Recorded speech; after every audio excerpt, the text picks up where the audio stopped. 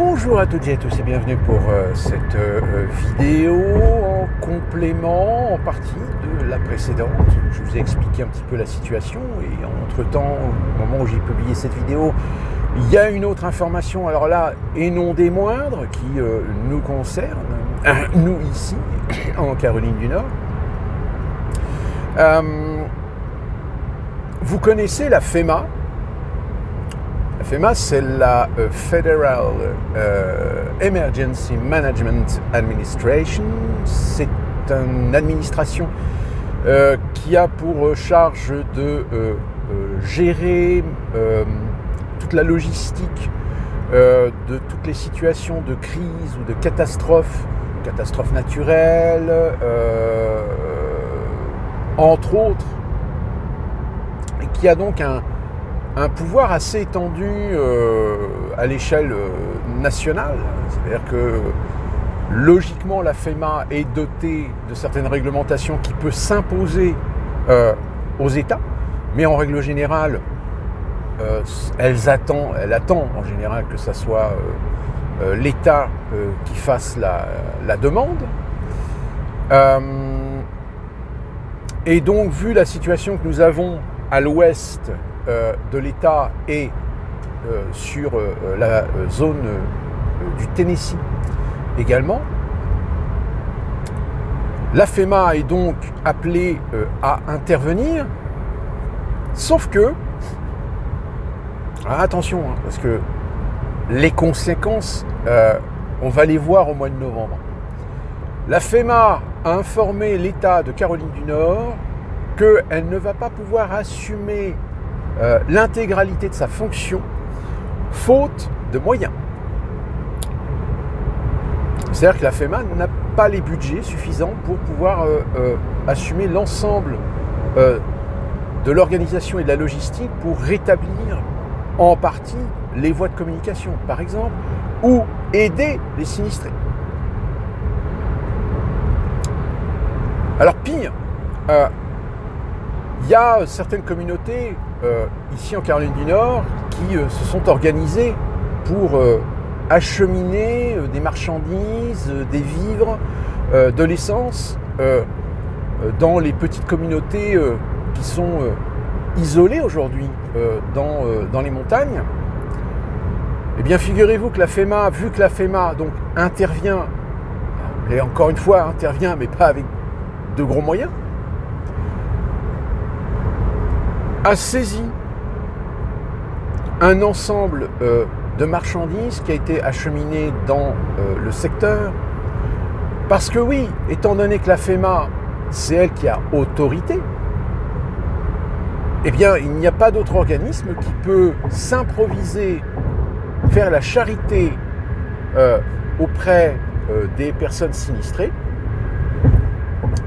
Donc ça ralentit évidemment l'acheminement des produits, voire même des produits de première nécessité, que ce soit l'eau par exemple, l'eau, la nourriture, dans certains petits bourgs, dans certaines petites communes dans les montagnes, parce que c'est la FEMA qui a en charge de l'acheminement des secours et des besoins au niveau de ces communautés. Alors, ça énerve un peu parce que y a des gens qui, avec leur truck, vont dans les montagnes, passent pour les petites routes. Vous avez même des trucks qui vont jusque là-bas pour essayer d'acheminer le plus rapidement possible les denrées essentielles à ceux qui aujourd'hui sont complètement isolés. Parce que bon, quand vous voyez les images, vous voyez, c'est des vallées complètement caissées. Bon voilà, c'est des torrents, comme malheureusement on a pu connaître en Europe et en France lorsqu'il y a eu des inondations, des crues importantes. Donc ça a un petit peu tendance à agacer les Américains, voyez-vous. Alors, évidemment, il faut bien expliquer une raison. Il faut expliquer la raison pourquoi la FEMA aujourd'hui n'a pas les budgets pour pouvoir assumer sa fonction Et c'est là que, comme je vous disais tout à l'heure, ça va poser un problème au mois de novembre. Figurez-vous qu'en réalité, la FEMA n'a pas les budgets parce qu'une partie des budgets ont été détournés par l'administration Biden-Harris qui a voulu utiliser la FEMA pour gérer la crise des migrants. C'est-à-dire aussi bien l'immigration issue essentiellement du Mexique que les vagues migratoires qu'on a vues débarquer à New York de personnes issues soit des Antilles ou de pays nord-africains. Voire même du Moyen-Orient, puisqu'il y a aussi apparemment des Afghans, des Syriens, etc. L'administration Biden, en effet, a détourné la fonction de l'administration de la FEMA pour résoudre un problème sur l'immigration. C'est-à-dire que là, les Américains, il y en a certains qui disent « Attendez, vous êtes en train de nous dire que en plus, on envoie des milliards de dollars à l'Ukraine, des millions de dollars qui sont affectés au budget de la FEMA servent pour gérer l'immigration, c'est-à-dire permettre à des migrants illégaux de vivre aux États-Unis, aux frais de la princesse, et vous n'avez plus d'argent pour aider nos compatriotes dans les Appalaches ?» Je peux vous dire qu'il y en a certains là aujourd'hui sur les réseaux sociaux, ils ne sont pas contents. Et quand je vous disais au début de la vidéo que la conséquence, il va peut-être y avoir une conséquence au mois de novembre, je rappelle que la Caroline du Nord était un État plutôt conservateur, mais depuis les 2 dernières élections présidentielles, c'est un État qui avait basculé côté démocrate. Et ben, je vais vous dire qu'avec ce qui se passe là dans les Appalaches, il y a des chances que la Caroline du Nord rebascule républicaine aux prochaines élections au mois de novembre. Parce que là, il y a des Américains, là il y en a, ils en ont gros sur la patate. Là, le pire même, c'est ceux qui font jouer un peu la solidarité, s'entendent dire « Ouais, non, on saisit tout. C'est parce que c'est nous qui devons nous en occuper. » C'est un peu le bordel, hein, quand même. Alors évidemment, la conséquence, c'est la campagne présidentielle. Vous avez vu dans la précédente vidéo, il y a eu une intervention de Kamala Harris, et au moment où les journalistes ont commencé à lui poser des questions, alors comment vous allez gérer là les problèmes, machin, etc. Et c'est barré. Eh ben, on en a encore une. Elle répondait à une chaîne de télé et le journaliste, à un moment donné, lui pose une question et lui dit « Donald Trump prétend que lors de la campagne en 2020, vous avez promis certaines choses, mais au final, en 4 ans, vous n'avez pas fait grand-chose. C'est-à-dire que de ce que vous avez prétendu vouloir faire, il y a très très peu de choses finalement que vous avez fait. Le reste... Donc, qu'est-ce que vous avez à répondre à Donald Trump par rapport à ça? Eh bien, je vous le donne en 1000. Là, je peux vous dire que les communicants qui devaient être à côté d'elle ou en face d'elle, ou je ne sais pas, à un moment donné, ils ont dû faire un faceplant. Vous savez, les faceplants, c'est les... comme ça.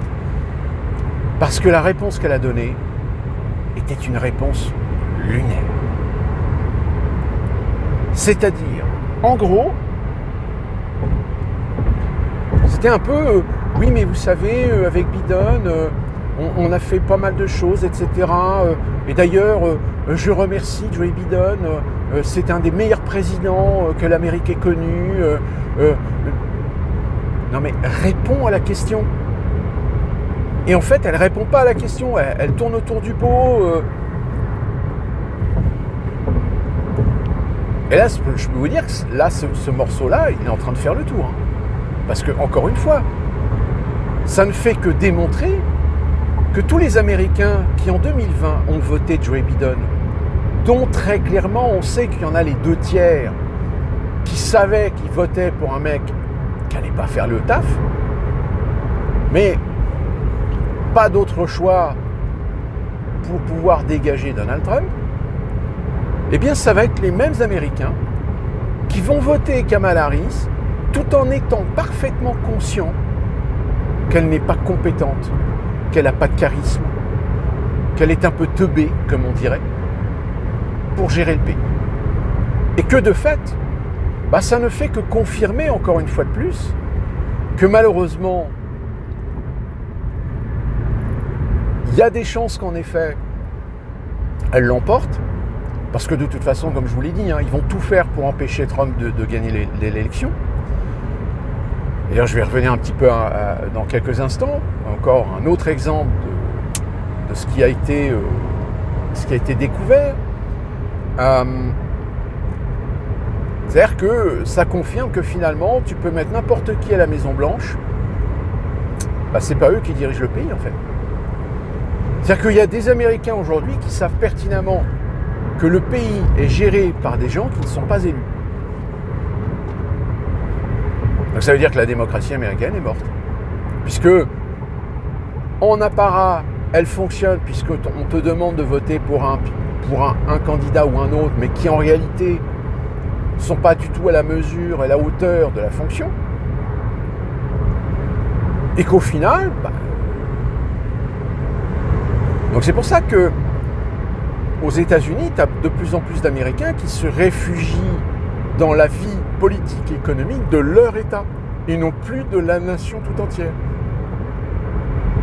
Il y a beaucoup d'Américains aujourd'hui, à la limite les États-Unis d'Amérique, c'est les États-Unis d'Amérique, mais le problème c'est que politiquement c'est de la merde, les administrations c'est de la merde, Washington c'est de la merde, etc.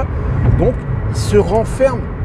C'est-à-dire que déjà c'est un peuple qui est victime d'un isolationnisme national, et là aujourd'hui on est en train de voir un isolationnisme d'État.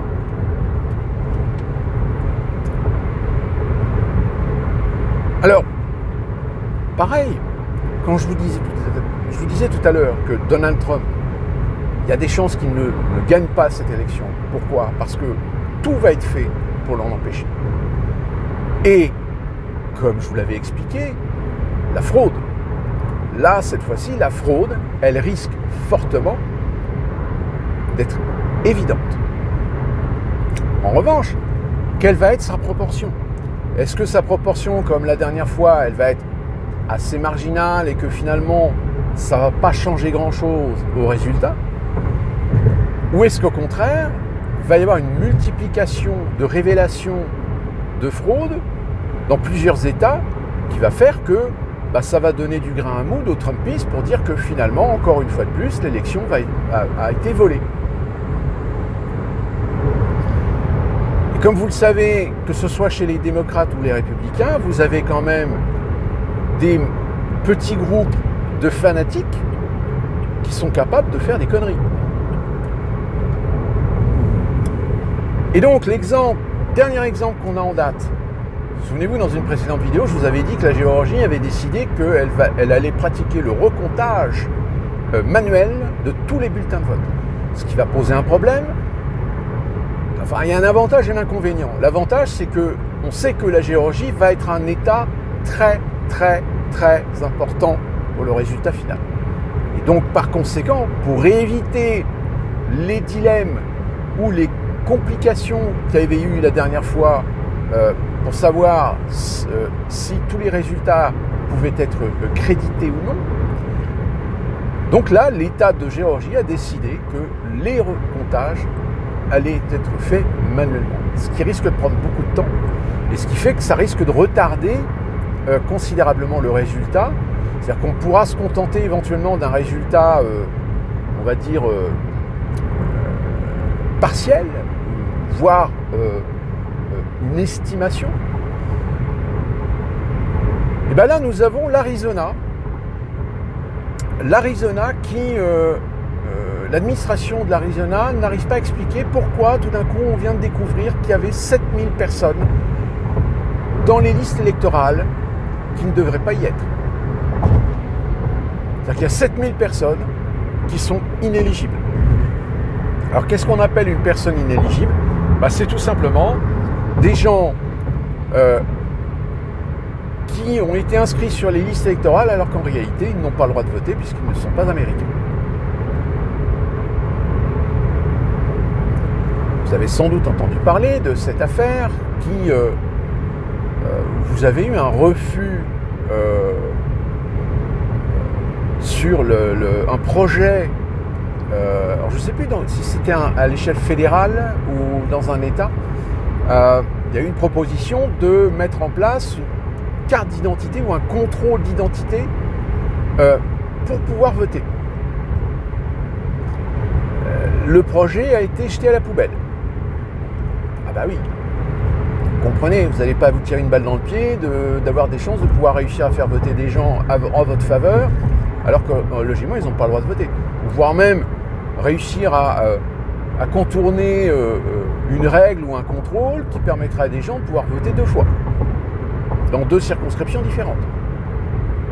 Bah oui.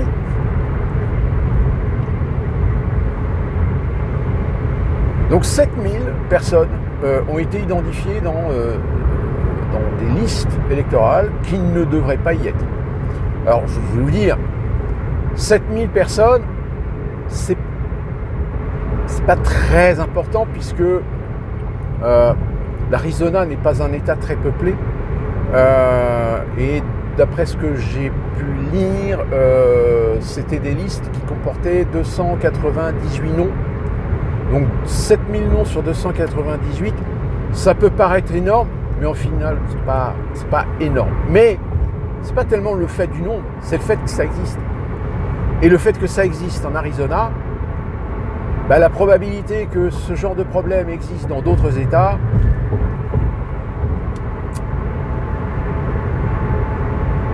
est bien réelle. Parce que oui, bah, le problème, c'est comme vous le savez, au moment où je vous parle, il y a déjà des gens qui commencent à voter. Vous avez dans certaines circonscriptions, dans certains États, qui ont commencé à voter. Et ça va se passer comme ça pendant tout le mois d'octobre. Parce que vous comprendrez que 328 millions d'habitants, même si vous avez 270 millions d'Américains qui vont voter, ça va être compliqué de faire voter tout le monde sur une même journée. Donc, on étale l'élection sur un mois qui permet, dans des grandes métropoles, de pouvoir commencer à faire voter les Américains, etc. Donc là, ça y est, c'est parti. Et évidemment, le point culminant, ça va être le 5 novembre, avec les résultats qui vont définir les grands électeurs. Alors pour la Caroline du Nord, c'est pas un des États qui possède le plus grand nombre, un des plus grands nombres de grands électeurs, mais je crois qu'on a 4 ou 5 grands électeurs au niveau de la Caroline du Nord. Donc ça peut faire la différence. Et comme je vous l'avais expliqué dans une précédente vidéo, vous avez donc la Géorgie. La Caroline du Nord n'était pas trop dans... Alors là, maintenant, oui, elle va l'être, mais la Géorgie est une grosse bataille actuellement, et vous avez ce qu'on appelle les switch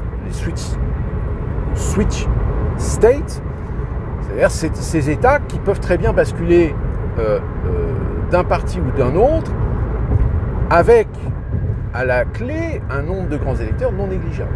Évidemment, c'est la Pennsylvanie, c'est l'Ohio, la Virginie, et vous avez maintenant aussi l'Arizona,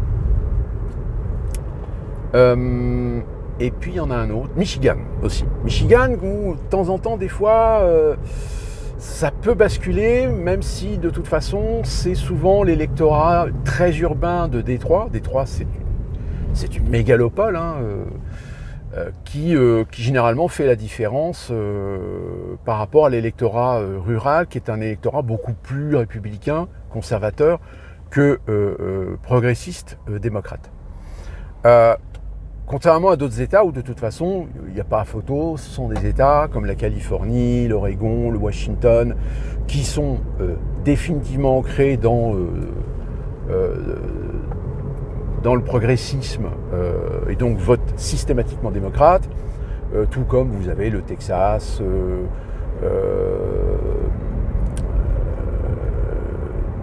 Nevada, je crois que Nevada est passé démocrate. Wisconsin, Dakota, les deux Dakota, Wyoming, quasiment tous les États du Middle West sont généralement des États très ancrés dans les valeurs conservatrices, donc qui votent systématiquement démocrate. Mais comme c'est des États qui ne sont pas très peuplés, donc il y a un ou deux grands électeurs pour chacun des États. Étant donné que aujourd'hui, un des États qui possède le plus grand nombre de grands électeurs qui est acquis aux républicains, c'est évidemment le Texas et la Floride. Mais ça ne suffit pas. En général, c'est les États de New York, Californie, etc. qui font déjà le socle pour les démocrates. Après, voilà, c'est la bataille, comme je vous l'ai dit tout à l'heure, Géorgie, Caroline du Nord qui va être aussi un petit peu en porte-à-faux, Pennsylvanie, Ohio, Michigan, Minnesota, Missouri qui est plutôt, qui va rester, je pense, plutôt démocrate. Donc voilà ce que je pouvais vous dire en complément de ma précédente vidéo. Donc vous voyez vraiment la situation, elle est compliquée.